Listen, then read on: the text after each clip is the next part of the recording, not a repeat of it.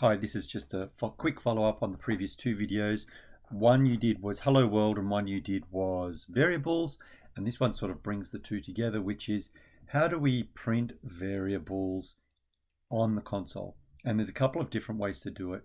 We'll just go through them quickly in this video.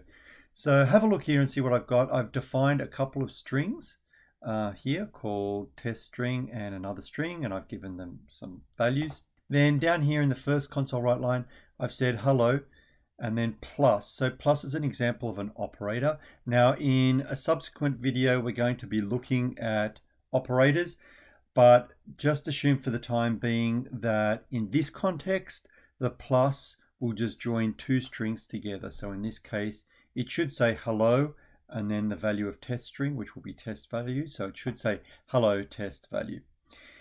So that's one way of sending a string with its variable to the console. Another way is using this squiggly bracket format or syntax.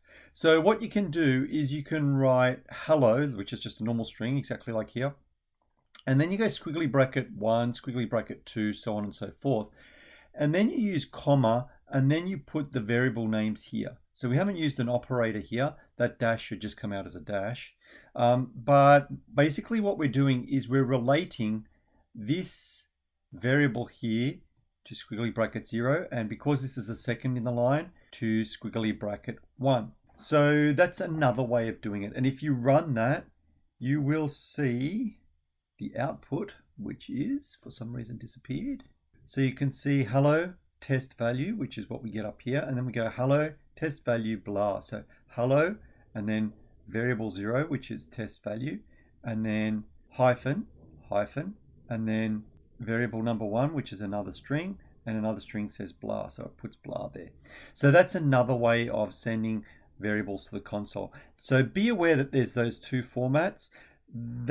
I've got links to a couple of different tutorials that show both of those to you, which you should go and have a look at. So hopefully that helps. When you've mastered that, write a program that utilizes both of those methods and see which one you like better.